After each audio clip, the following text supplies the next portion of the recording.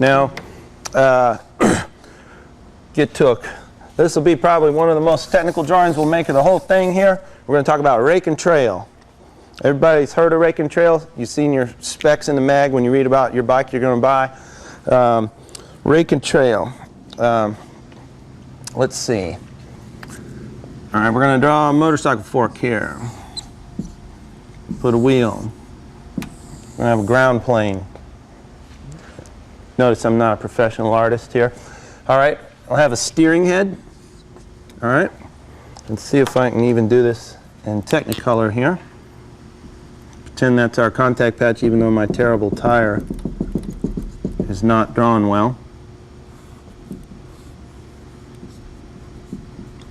Okay, rake and trail, and then we'll do one more here.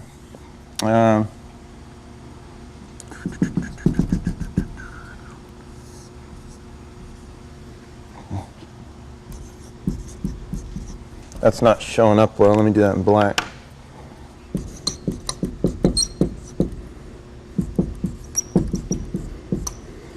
All right, rake is the angle that your steering head is from vertical.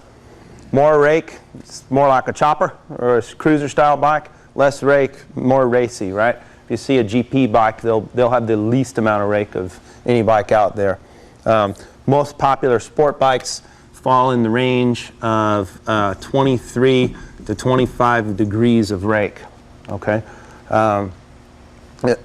currently. Now, what trail is, rake, you're not going to be that in tune with that. No, not that important to you. What you are going to be in tune with is your trail, and anybody here will be able to feel changes in trail. Now, what trail is if you draw an imaginary line through the steering axis of the motorcycle, not through the line of the forks, not through the center line of the forks, but actually through the axis where the steering pivots, right? Draw a line out to the ground, right? And then drop a vertical line down from your axle.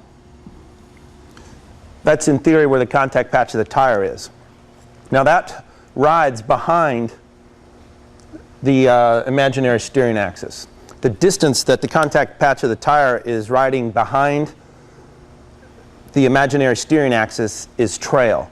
Now what trail does for you is it's a stabilizing and self-aligning effect for your motorcycle. You know when you go into the grocery store and you grab a cart and you push the cart, right? No matter where the wheels are pointed, when you start pushing the cart, the wheels swing around, line up behind the cart and go in the direction that the cart's going to go. Your grocery cart has trail on the steering wheels, okay? And what we have is same thing, a steering axis, which is where the wheel pivots, and then there's an axle, right? And when we push that cart, we're going to get trail. Now that thing has that self-aligning effect and stabilizing, right? So if your cart wobbles, it don't have enough trail, right? So it's a dangerous head-shaking cart. You need to get a new one, right? Well, this effect is the same thing your bike has, okay? Now, more trail equals more stability. The bike will be more stable at speed, and it will require more effort to steer, all right, because of this added self-centering effect, right? Less trail is quicker steering, less stability. Now, what we look for to tune a bike to ride around the track is the best compromise between those two desired effects.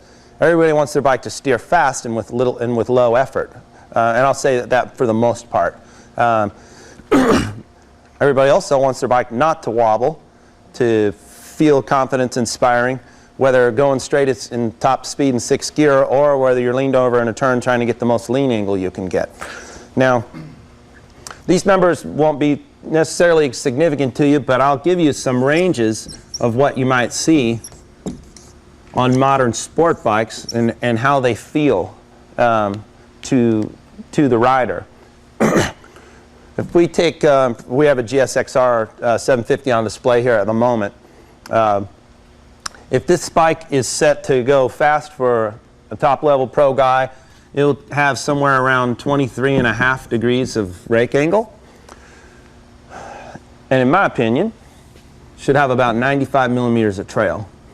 Now when we have less than 95, and I'll show you how narrow this range is, When you get a bike down to 92 millimeters of trail, they steer extremely aggressively, very, very fast.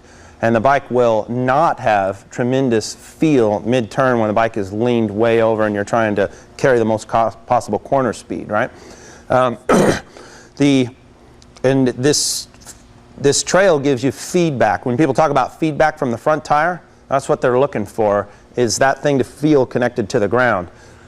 Low trail numbers like this give you a disconnected feel from the front end of the bike, right? And when we get up towards 98, the bike becomes difficult to steer. You actually will be tired, right? You'll have to force the bike, into the turn, right?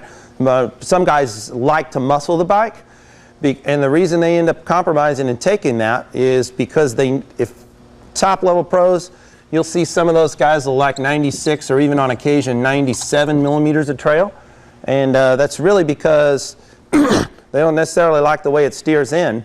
But once they get the thing leaned all the way over, and you see when guys get close to having their elbow to the ground and that kind of stuff, that bike needs trail, and it needs that so that they can feel what the tire is doing, because they are way, way out on the edge, very, very close to crashing. And so this trail gives them extra security and stability. So they'll take that compromise. But even top level pro guys will still like this the best. From my experience, they'll look for that bike to not require a lot of effort to flick off, get it to steer in, and they'll look for a reasonable amount of feedback in the turn, and these are the numbers that give it. So for the basic concept though, more trail, more stability, more difficult to steer, less trail, less stability. Now, so that's the basic deal on there. When we talk about you hear people talk about ride heights. Ride heights,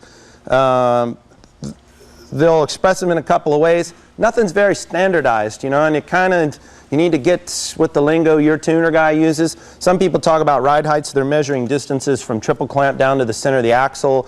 Some people are just talking about how high their forks are protruding above their clamp and how many threads are hanging out of their ride height adjuster on their shock. Some people talk about eye-to-eye length of the shock. You just need to get clear with whoever you're talking to when you're trying to compare your bike.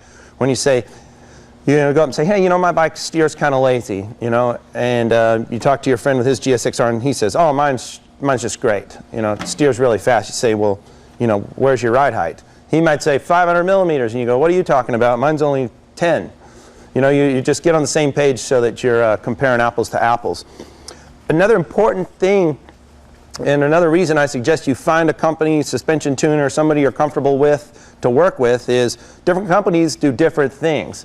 So never, ever, ever assume, don't spy on people's bikes and assume that you can set yours like theirs and go fast. And the example is that several companies extend forks internally. When we get to geometry, I'll explain to you why. That'll be in the third tape. But there's a reason we extend forks internally, and it's to provide room to adjust the chassis into the proper and safe geometry to get to these trail numbers, right? So if you were to walk by this bike, which has extended forks, and say you don't have extended forks, and you try and set your bike up like this, your bike would end up with extremely low trail and may be unsafe. Also, if you walk by the fast guy in the pits, and you bend down and spot his ride height adjuster on his shock and see how many threads are hanging out. Some people do fishy things there to keep people from spying on them. Like they'll add spacers at the top or an irregular mount, or they'll have them milled to weird angles, because basically there's no way to hide what you're doing. You can just walk by and see what how his bike's set up. If this is John Hopkins or whoever, you can see what he's doing, right? But there's things that happen that are designed to keep you from knowing exactly what's going on, and so don't assume. Try and work with whoever your guy is, and get when you get to your baseline, have somebody be able to guide you in the tuning process. Okay.